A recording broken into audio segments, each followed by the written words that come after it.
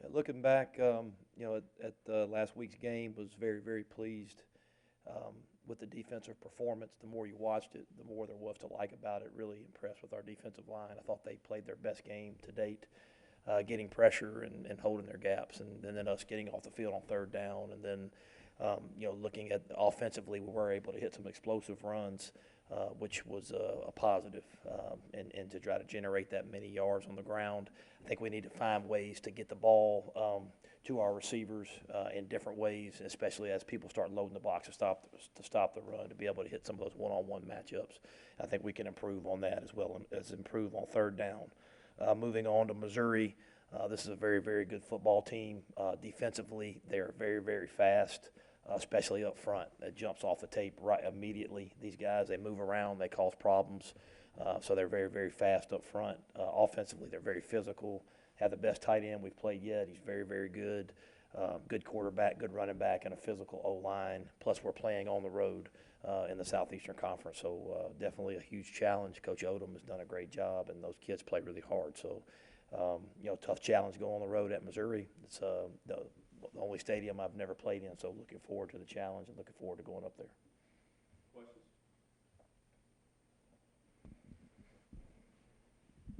You mentioned Missouri's speed up front. What makes them so difficult stopping the run? It seems like they've really stymied people this month. Yeah, they do. They do an outstanding job. They don't stay in one place. They're constantly moving, stemming. They're very powerful and quick. So again, when you're big, strong, and fast, that obviously is a good combination. But they do a good job of moving around and creating problems for offensive lines.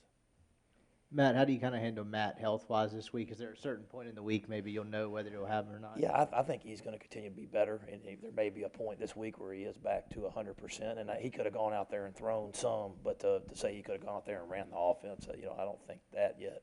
But as he gets to be 100%, we'll continue to look at it. Matt, did Matt have a setback last week with his health? Because it sounded Wednesday like you were pretty confident. Yeah, and again, he could have gone out there and played. He wasn't. Yeah. It wasn't in any danger. But to say he was going to go out there and run zone read and pull the ball and feel good about getting hit, I think that's the challenge.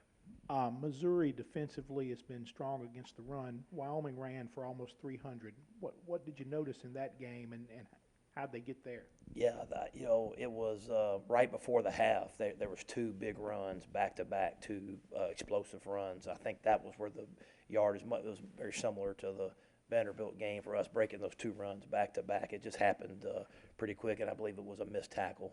But those things happen. But again, they are very, very salty against the run. Do you guys prepare for the week as if Kelly Bryant's playing, or do you kind of have to look at both quarterbacks a little bit? Yeah, from all indications, he is playing, and that's the way we'll go about preparing. Looks like Garrett, their leading tackler, is out for the rest of the year. How does that change them defensively? I don't know. He's obviously a very good player, and he had 2 picks in the last game, and you could tell he was the kind of the guy getting everybody lined up, and was a very, very physical and tough guy, and then he could drop into pass coverage too. So anytime you lose a leader like that, but it's no different than Momo would be the next guy up stepping in there, and they'll have somebody ready to go. You talked a little bit after the game about guys like Prince and Finley and Stanley stepping up. When you recruited them, did you expect them to have to contribute year one, or did they kind of develop faster than maybe you guessed? Yeah, I mean, you hope you really just don't know till they get here, but you hope all the guys you recruit can help out. But those guys have stepped in; they've done a good job. You knew offensively because of the lack of experience coming back that those guys would have to play. But defensively, it's good to see those guys push for playing time. And when a guy like Jonathan Haines goes down to injury, a guy can step in there. Kind of just an open-ended question, but what constitutes like a success for you guys as a program this year? For as far as successful is week to week getting better. That's my number one goal, and obviously the kind of the elephant in the room is going to a bowl game. I think getting this program back to postseason is a huge goal. But right now we're focused on week to week because I think we are making progress. So I think continue to build on that, keep getting better.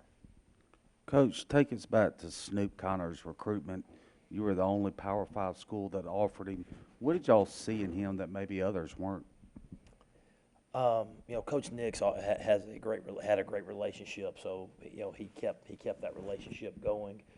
He was a little bit different because he played wildcat quarterback, so he wasn't a true tailback, but he did so many things. But you saw that he liked contact. He was physical, and then he went to the Miss Al game and had some success. I mean, he was just he's a great kid. So, just again, felt like he was a fit in what we were wanting to do, and had the opportunity and took him.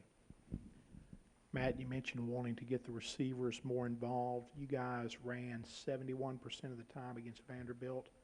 How do you arrive? How do you get there? Is that what you're shooting for, or how do y'all determine what type of offense you'd like to be? No, I think we want to run the football and have that stop the run and run the ball. But when people load the box and have some one-on-ones, you want to be able to make big plays down the field and try to capitalize on that.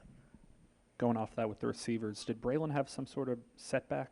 What was? Yeah, so Braylon's still battling the hamstring, and he just wasn't 100%. And a lot of times it's week to week trying to protect him. Hamstrings are funny because they can actually run. It's just bursting and changing direction. Sometimes give him some trouble. So again, he's week to week trying to get him better and trying to get his hamstring fully.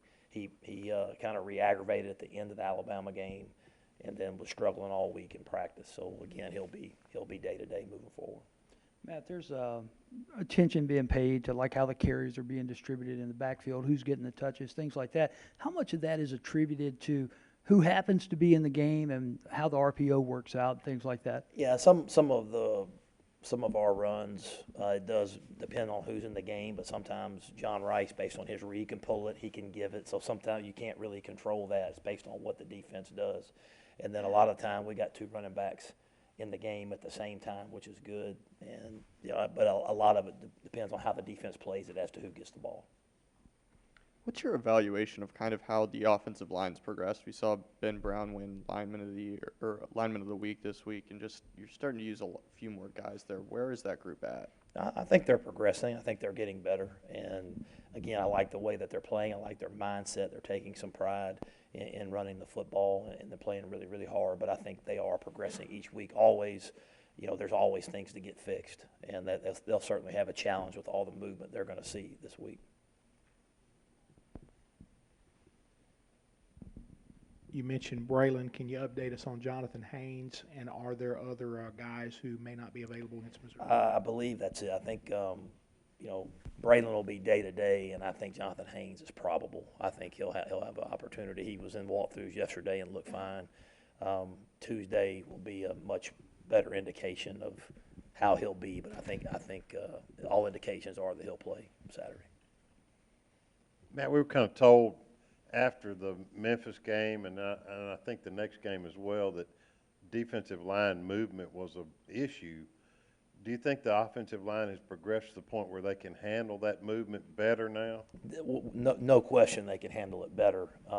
They're going to have very, very good people doing it this week, so it will be a challenge. But every team that we've played after Memphis has also done that because they saw it on tape. So I think we have gotten better, and people, it's not like it's Memphis and then Missouri. Every team has done that up to this point to try to stop the run. So I think we have improved at that, and we'll be better. But again, with very, very good people doing it, it provides a challenge.